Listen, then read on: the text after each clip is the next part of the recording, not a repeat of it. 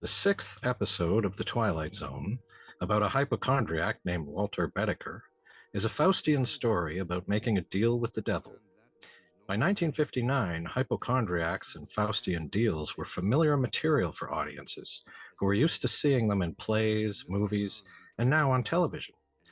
For those who'd been following his new show, Rod Serling was seen as a talented writer with eclectic tastes, who was often on the cutting edge of creativity, and last week's episode had been his best work so far. Surely fans must have wondered what was he going to do to put his personal mark on this familiar material, and could it possibly live up to the memories of episode 5? We'll explore these questions and more today at the No Rules Film School. I am New York City zero budget guerrilla filmmaker Sean Weathers. And I'm Canadian screenwriter and playwright Angus Combe. Watch along with us as we comment on, react to, and review episode 6 of Rod Serling's The Twilight Zone. It's called Escape Clause, and you are watching Screened. So we're 6 episodes in. Last week was the first classic episode we saw, and certain patterns are starting to build up.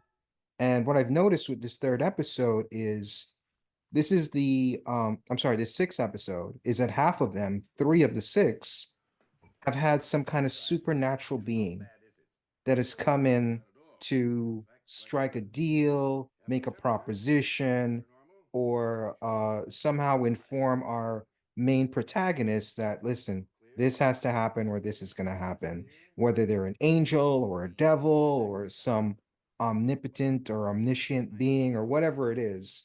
I noticed that is a pattern that we've seen so far, and that half of them have had that. And when I think about it, it is a tool that Serling uses a lot. Serling, because I know some people have complained we've said Sterling. I've noticed it's something that Serling does a lot because, and when you think about it, it is a great shortcut tool to let the audience, get some information dumping um, with that type of a character because he only has 20 some odd minutes to tell his story. But what do you think of that trope in particular? Yeah, well, that's a good point that we have seen that 3 times already. And I think some people have noted that, in a way, this kind of Faustian making a deal with the devil, it's somewhat similar to episode 2, which was making a deal with death. It's kind of, in a way, it's quite similar. And in both cases, they're kind of stalling their own death by making this deal. So some people feel that, oh, it was a little too soon to go back to this. um, but yeah, I think it is a good technique. I mean, the Faust legend, of course, it's been done in so many different forms over the years. I mean, it's a very popular story. And it does really let us know that we are in the Twilight Zone to have this character, this supernatural being who shows up and offers something to the main character. So I'm okay with it as a device. Whether or not it was a little soon to come back to this, I'm not sure. But hey, that's what it is, I guess. Yeah, we've seen this in episode 2, one for the angels that you're referencing, and also episode 3, Mr. Denton on Doomsday, a variation of this type of a character. The one thing that's good about this particular episode, I think, is that particular character adds a little bit more color to the episode. I think he's gives one of the better performances in this particular episode. Similar to episode 2, episode 3, that character seemed somewhat unnecessary. You could have told this story with the magic gun or cursed Yeah. item type story. But in this one, I think this character does add to the story. Another pattern that is something I've made it clear I'm not a huge fan of is the number of comedy episodes that the Twilight Zone seems to lean back on. And this one is a bit of dark comedy, in the sense that uh, there is very few characters to attach onto in these episodes because they're so short and because the central character it's a very a linear much linear stories that these Twilight Zone episodes sell. We have a decent supporting character that you kind of like, and they just come to a very flippant, haphazard, like, oh well, and it's just I don't know. Uh, this episode didn't really strike a full chord with me in as far as connecting with it, and something that I would put up as one of the upper episodes. I don't hate it, so it definitely, despite the fact that it's comedy, it doesn't really offend me, and it's not one of the worst. It's kind of the towards the bottom middle, I would say. Yeah. Yeah, it's interesting. I didn't even think of it so much as a comedy, but I did catch myself laughing a few times, particularly David Wayne here, who's playing Walter Bedecker. I find some of the things he says to his wife and to his doctor, they're just hilarious. He's so rude. He's so obnoxious. I couldn't help but laugh at him, and it took me a while to realize that, oh, I guess this is kind of a comedy, but yeah, it is a dark one though. It's not really an obvious comedy in a way. But I do think his performance is great, and I also think, as you mentioned, Thomas Gomez, who plays Mr. Cadwallader, or the devil essentially, and we're seeing him right now, I guess, making his entrance. He's also very good in this, and some people have said he's over the top, like he's really huge, but that's okay because it really works for this character. I mean, he is the devil after all, and so yeah, these two guys, I think their performances really kind of carry it. And I think it's interesting too, like compared to the last episode, which was very filmic, it was almost like a movie. This one feels like a play. I mean, so far we're just in one room and we're pretty much going to stay in this one room for the first half here. And it feels very theatrical. It's just a couple of actors and there's a couple of others who kind of come in and out, but it's really a sort of small scale and it feels kind of like a play to me, this first half especially. It's interesting that you say that. To me, it feels more like a sitcom, but I guess we're kind of in the same ballpark in that it definitely doesn't have the production value of the previous episode. It's not just the locations, but it's the shot compositions. It's a lot of basic shots that can be shot very quickly. There's one particular shot I do like that I'll bring up when it comes up later on. But aside from like maybe one shot or maybe a few shots here or there, it's a very basic shot episode. Very few locations, and even the rhythm of the story feels very cheap. In that this should be a story, when you're talking about immortality, that should stretch over a period of time, especially since they emphasize certain points in the script. I mean, they emphasize the fact that he doesn't want to look like he's getting older. And the span of this movie just feels like maybe a few months. Like he wouldn't look any older in a few months anyway. So the fact that they emphasize that kind of made me anticipate, oh, this is gonna, this is gonna be like maybe you might get some time jumps and we're gonna go over a long period of time where he's just like sick of living and he's just like, just a more immortality is getting to him. Everyone he loves keeps dying. There's none of those elements of immortality that really play a factor except the one thing that he can't die. The aging part doesn't really play any factor at all. Yeah, you're right. And it does feel like it's a very short span of time. I'm not even sure if it's months. It could just be weeks or even days. Like it just feels very quick. And I thought the same thing. Like this is the interesting thing about stories about living forever, because the problem with that to me is always, well, how are you going to survive that way? Like how, like you're going to get bored. You're going to and I mean, if you're living forever, you're going to have to keep working, right? Because you're going to run out of money. You can't retire at age 65 and then live for 1,000 years, so you're going to have to keep working, maybe at a job you don't like. You're going to just get bored with everything. And so yeah, I think there's material there that kind of would be interesting to explore, but this all kind of happens very fast. And yeah, it does seem a little bit almost forced in a way that he ultimately, it seems to be that he can't, the fact that he can't die or he can't be hurt seems to be bothering him, like the risk has gone out of life or something, Yeah. and that's not really, I don't think it's enough in a way that that would make you want to die. I don't know. No, no. Also the Twilight Zone, much like we've talked about with previous episodes, a lot of the ideas are revisited in other episodes. And this is an idea that's revisited several times. I don't remember the name of the episode, but there's an episode where there was a professor who did an age, and they handled that material a lot better than this particular one. And there's been a lot of other episodes with these type of characters, the devil slash angel, etc., that have been played out better. So these ideas are reused later on. So it's not a wasted episode in the sense that these are ideas that are just could have been used in with better execution. They are executed better later on in the series.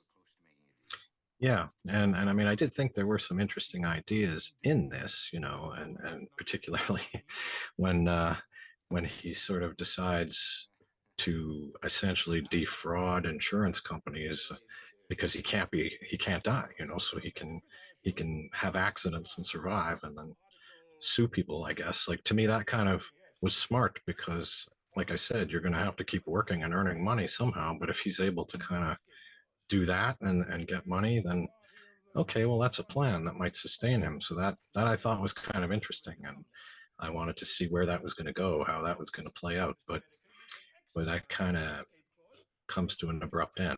But anyway, maybe I'm getting ahead of myself with Yeah, we've only been doing this for several months now. I'm sure at that. some point you're going to talk about what's happening on screen when it's happening. You either do it Yes, like 20 or 30 minutes too late, or you do it too soon. I mean, we're literally watching it together. You can't yes, comment on that scene when it comes up, and you could comment on these scenes as they're playing out. That's the entire point of us watching this show along with the viewer, is that we can comment on these scenes as they happen. true enough. Yes, And one thing about Rod Serling is that he does like these type of characters to have three-piece suits. Most of them usually do. Um, and there's generally like some kind of paper contract to sign and things like yeah, that.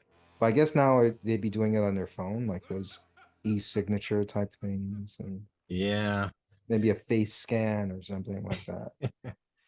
could be. I don't really understand those e-signatures. I mean, you essentially click a button and it's like, oh, you signed this, but it doesn't seem as secure somehow as actually signing it. Maybe But that's people just could forge signatures. true. They could, yeah.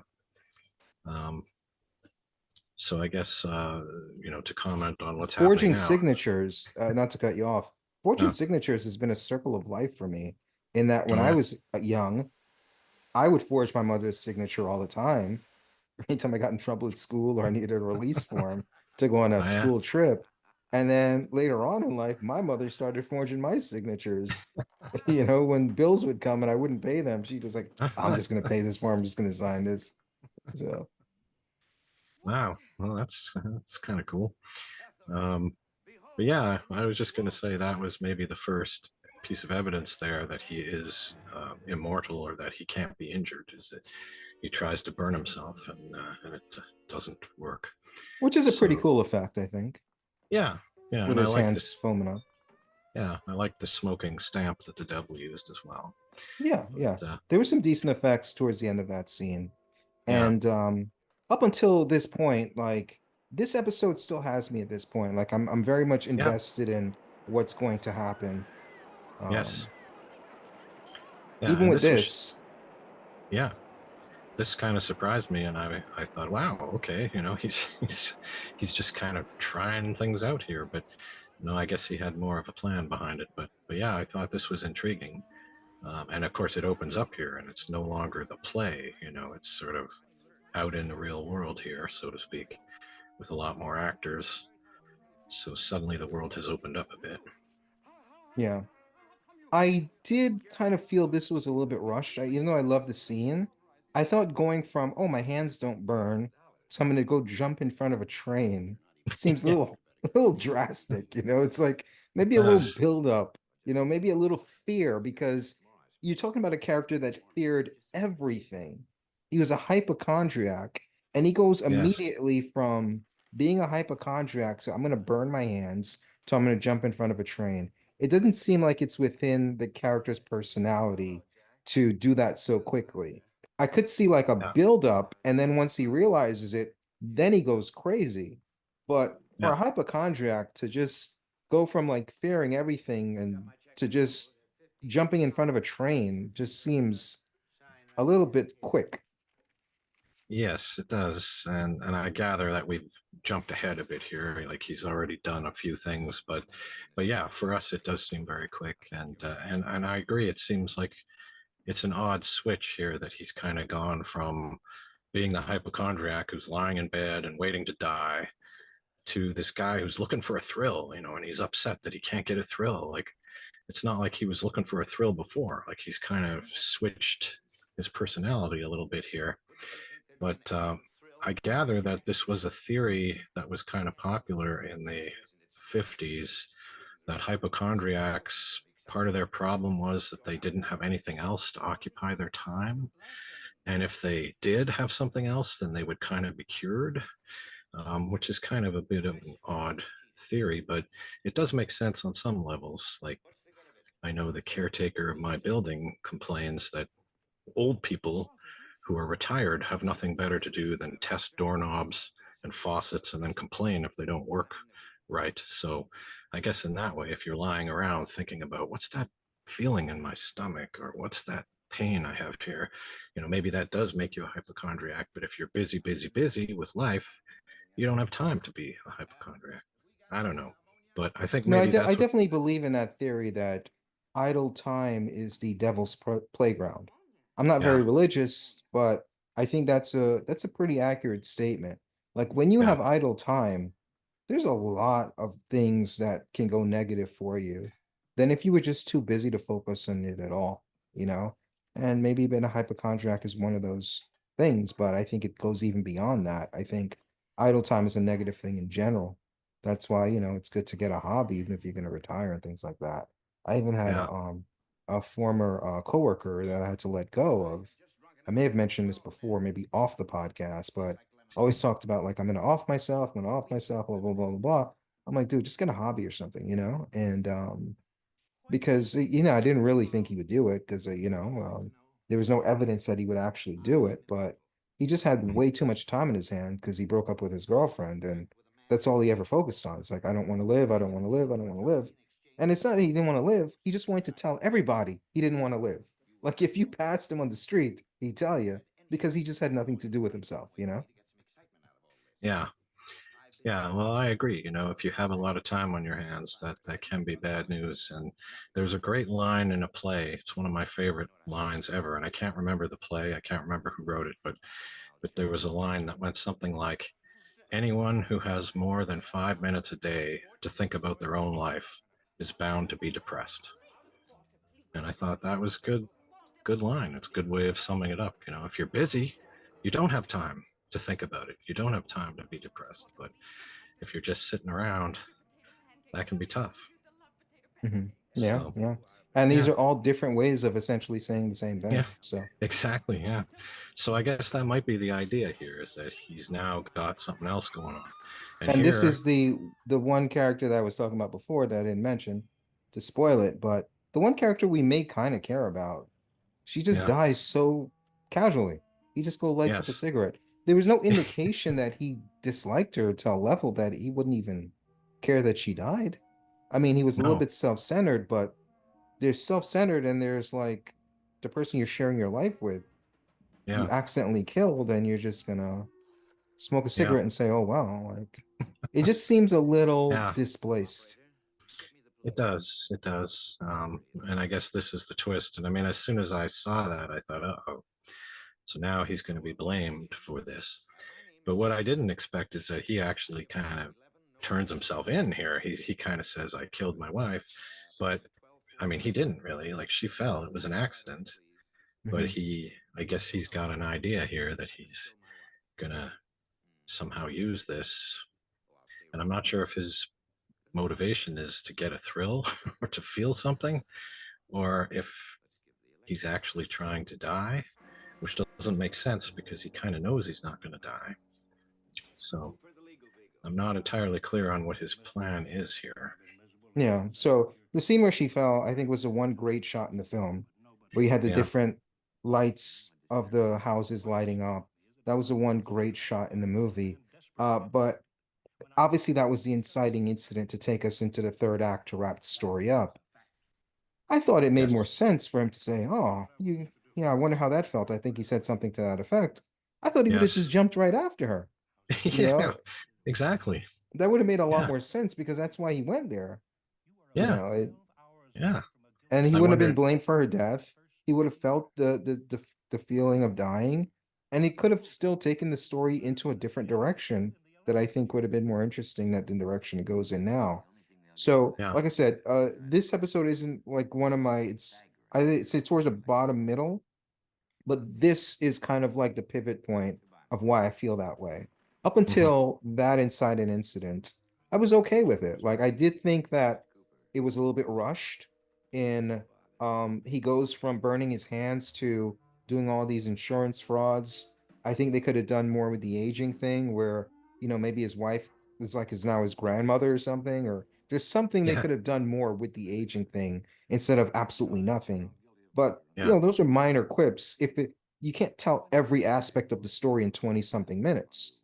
But I just didn't think this was the direction to go because it didn't make sense from the beginning. It's like it's too predictable. There's Yeah. no great outcome here. You're right, he's not going to die anyway. And Hmm. if he's in prison, even if he didn't get life, which right now he realizes he's screwed, he got life Yeah. instead of the death penalty. If they Yes. didn't burn him to death, they wouldn't have just let him go. Like what Yeah. did he think was going to Yeah. happen?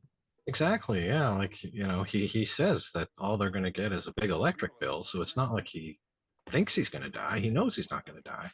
But yeah, there's no way that they're just going to let him go.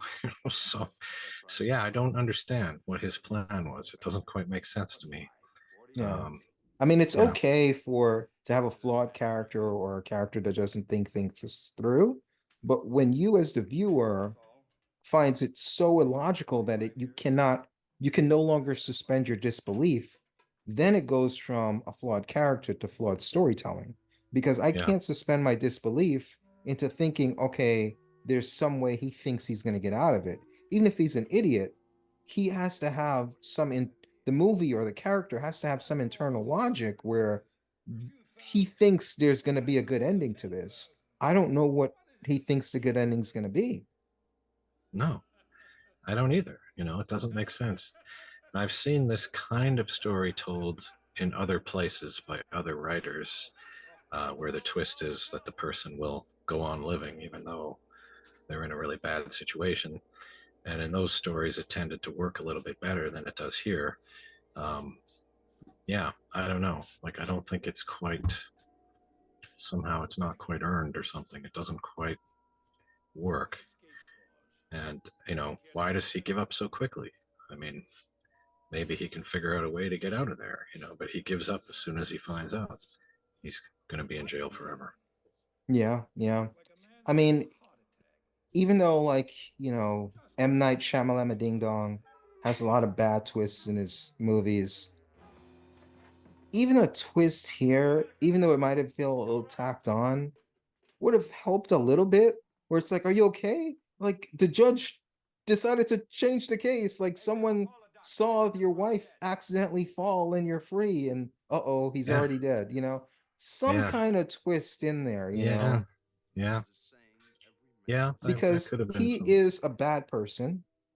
He's a bad person in a selfish way where it's like, oh man, that guy's such a jerk. But he's not a bad person, man. I wish he died. So No, he went from a jerk to he casually kills his wife. Now I do wish he died. And if dying was what he wanted, that shouldn't be what he gets. Like it's almost mhm, like he's rewarded because that's what he wants. But it has to be like some kind of you got to get your comeuppance in some kind of a way. So it's like if yeah, he died and then like there's a twist of the guard saying, "Oh no, your case is overturned." That would have been, I think, maybe a little bit more interesting or better deserved. yeah. And I mean, those stories that I'm thinking of, it tends to be that, yeah, he realizes he's going to live forever, and he's in a bad situation, and that's kind of the end of it. But here he gets an out. He's got the escape clause, so he doesn't have to suffer really. So Mhm. yeah, it doesn't quite make sense to me, but you know, basically not as good as last week, that's for sure. It's hard to Not do a better than last week. yeah, it really is. Incidentally, this was directed by Mitchell Leisen, who also directed the 16 millimeter Shrine. So he's done two so far, and he will do one more, I think, before the end of the season. So interesting. But I yeah, do see some consistency with both episodes. They both yeah, had very grand ideas that didn't have time or budget to be fully executed quite well. yeah. But I mean, those are our thoughts. Not the worst, definitely worth watching, but not worth going completely out of your way for. But we'll keep at it, and hopefully next week will give us another gem. For Angus Cohn, this is Sean Weathers. You've been watching Screened.